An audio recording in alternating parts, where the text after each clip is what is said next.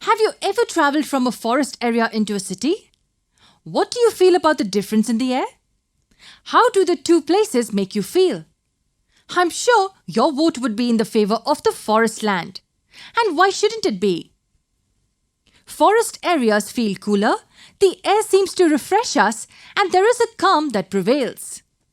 What do you feel in a city? In contrast to a forest, the air in the city seems to be unclean. We see garbage strewn all around us. The smoke emanating from the vehicles and the industries constantly pollute the environment. What exactly is the difference between these two places? A city has high levels of pollution, whereas a forest is relatively untouched by it. What do we mean by pollution? Let us understand this with an example. This is 1 glass of clean water. Now let me add a spoonful of sand into this. What happens to the water in the glass? First of all, the color of the water changes when we add sand to it. It becomes muddy and this water cannot be used for drinking. This water can be harmful if consumed. We call this pollution of water. In simple words, when harmful or undesirable substances are added into the air, water or land, we term it as pollution. Can you name a few types of pollution you can see around you? Air pollution? What about water and soil? We will look at each type of pollution in detail in this lesson. Let us talk about the air pollution first.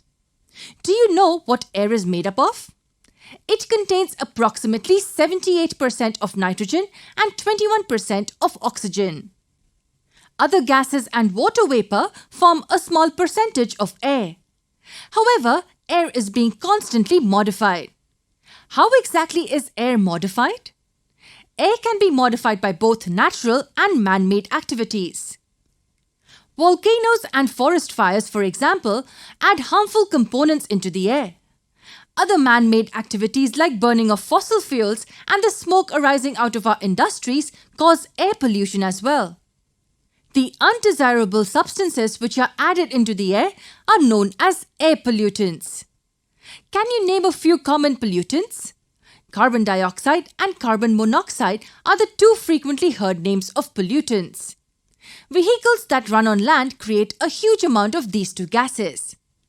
What does excess of carbon dioxide lead to? Global warming, that's right. I'm sure you know about global warming. But how is carbon monoxide produced? When fossil fuels like coal and petroleum are burnt, carbon monoxide is given out as a byproduct. This gas is extremely poisonous and when inhaled can reduce the capacity of the blood to carry oxygen. We have also heard of respiratory problems caused due to polluted air. You must have come across the term smog.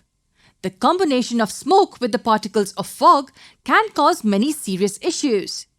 The harmful particles or residues of burnt fossil fuels linger in the air. These then combine with the particles of fog and cause air pollution. You must have come across the term chlorofluorocarbons, abbreviated as the CFCs. What exactly are these? As the name suggests, these are compounds having chlorine and fluorine molecules. These are extremely harmful to the environment. And why is it so? Because these damage the ozone layer and let in the harmful ultraviolet rays of the sun. Do you know how CFCs are released? The refrigerators we use in our homes or the air conditioners that relieve us from the excessive heat of the sun are the root cause of the release of CFCs. Another major pollutant is sulfur dioxide. How is sulfur dioxide released into the air? Did you know that the huge petroleum refineries built by humans release this harmful gas? In order to get the useful products from petroleum, we are aggravating the problem of air pollution. These were some of the major air pollutants. But the question is, can we see these pollutants? Not really. We cannot see them, but we do see their effects on both living and the non-living things around us. Let us discuss a few of its effects in our next lesson.